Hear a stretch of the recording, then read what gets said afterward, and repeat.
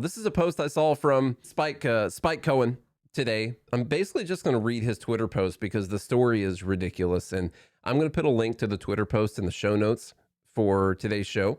And what I recommend, if you don't have a whole lot of time, is that you go and repost this post because it's got a lot of retweets right now.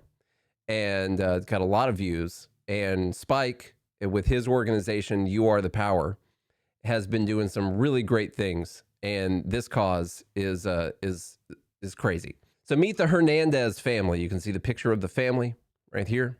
That's Matt and Tucky. Matt and Tucky is the mom, smiling with their beautiful young daughters. Over the past few months, the Georgia state government has ripped this family apart because one of their daughters has a medical condition that the court refuses to acknowledge. This all started when Matt and Tucky noticed some swelling in the lower legs of Emma, their infant daughter. They took her to a pediatrician who did some blood work and referred them to the ER. After an x-ray of her legs, the hospital's child abuse physician reported possible child abuse, despite the fact that the blood work results indicate a genetic disorder as the reason for her injuries. So they do blood work. They indicate a possible genetic disorder for the reason that she has this, but there's a child abuse physician that is reporting possible child abuse here. GADFCS authorities seized Emma and placed her with her aunt and uncle. Let me make sure I didn't skip anything. Yeah. 2 weeks later, a caseworker visited the Hernandez home and determined that their older daughter, Arya, is obviously happy and well cared for. The next day, Tucky was arrested for battery and cruelty to children. It's the mom. Matt, the dad, is not allowed to communicate with the mom, Tucky, and Tucky is not allowed to communicate with Matt or their daughters. While in the aunt and uncle's care, Emma developed a rash on her feet. That's the infant daughter. The state took Emma from them and sent her to the hospital where she was put on a feeding tube and given other treatments without any of the family's knowledge or consent. Emma and Arya were then placed with a foster parent. At their first visitation, Matt noted that both Emma and Arya had signs of neglect, including cold, mottled skin, and discoloration on one of Emma's legs. The foster parent dismissed his concerns, and DFCS had no interest in hearing them either. After months of fighting to get copies of Emma's medical records, including from when he first took her to the ER, DFCS finally gave them to him. 2 months later, at their first court hearing, medical experts testified that Emma has either a neonatal rickets or osteogenesis imperfecta, brittle bone disease, both of which are medical disorders which cause the types of injuries she has, and that there is no sign of physical abuse. So medical experts testified in court. The judge refused to admit the medical experts' testimony, choosing instead to rely on the hospital's child abuse physician, who brought no paperwork and did not appear to understand these disorders. While this hearing's going on, Emma and Arya are transported to a visitation center to meet with Matt, but Matt's in court and obviously couldn't be in two places at once. The state either messed up their visitation schedule or intentionally scheduled it so he wouldn't be there. Arya was devastated. With each visit, Matt sees Arya become more and more withdrawn and depressed, and Emma become more injured and sickly. During one of the visits, when the caseworker came into the room, Arya got scared and ran behind Matt. The caseworker accuses Arya of being racist and smiles throughout the interaction, clearly enjoying the fear she is causing. So she was scared of the caseworker who took her away from her parents, and that is because this little child, is racist. And just last week, Matt found out that his visitations are being cut in half. This is just last week, and they are moving Emma and Arya to a new foster family instead of back to their aunt and uncle. This case was brought to our attention by the Williams family, who is now in temporary custody of Emma and Arya when their foster mother went on vacation. After seeing how much these girls want to go home, the Williams began to investigate and discovered the horrific tragedy that the state is putting the Hernandez family through.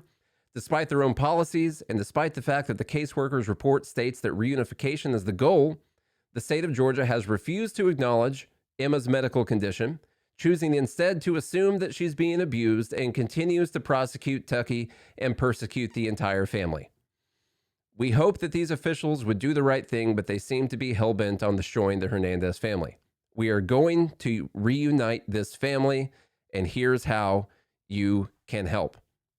So he puts in this post, I'm going to put a link to this post in the show notes so you can find it. He's asking to email the people. So he lists their email addresses, and to be respectful when you email them. He says, don't give these people a chance to act like victims. You know how much government officials love to make it about them. Don't give them that opportunity. And he says, be sure to repost this. First off, Spike Cohen is freaking amazing. I've always loved that guy. I get inspired every single time I hear him talk. Every episode that we've had him on the show is amazing. And this story is absolutely disgusting. The state of Georgia and the people working in the Child Protective Services, whatever they call it there, should be absolutely ashamed of themselves. Other people who work for Child Protective Services around the country, or if you have, listen, I have family that work in Child Protective Services for states. Okay, they're not all bad people, and the good people should stand up and say this is wrong. There's clear evidence of a medical condition here. This is what happens. The state makes a decision. They pick a lane and they go down this lane and they say, okay, well, we think there's possible child abuse. We're going to take the family away. It doesn't matter now whether or not you can prove them wrong. What matters is that they cannot look like they did something wrong. And they are going to do every single thing they can to never look like they did something wrong. And just as we've explained several times in the past, people who are in power like this, yeah, they want to have a power trip, all that. But one of the things that they cannot allow you to do is see that they can do things wrong. Because if they can do things wrong, then that means you can question them anytime they do something, because there's a potential they could be wrong. And they're not going to admit that. And so they will literally risk ripping this family apart and keeping these children in the foster care system just so they don't have to admit that they were wrong. The judge should be absolutely embarrassed and disgusted with himself. The people who are working in Child Protective Services are absolutely disgusting in this case as well.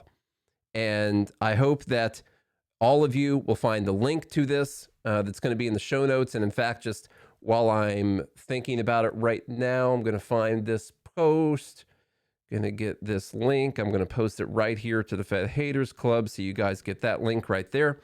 So you can go and retweet that. It's getting good traction for sure.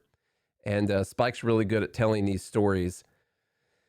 Right now, this has 2.6 thousand retweets. It's got 405,000 views. And that's on a post that has these people's email addresses listed on it. So you can send them an email, you can give them a phone call, or you can at least retweet this, and someone else maybe is going to help out with this cause. And, you know, not something we normally do, but I'd recommend joining up with You're the Power and, you know, giving them, I think it's like $5 a month or something is the lowest tier, something like that. They're doing really good work over there.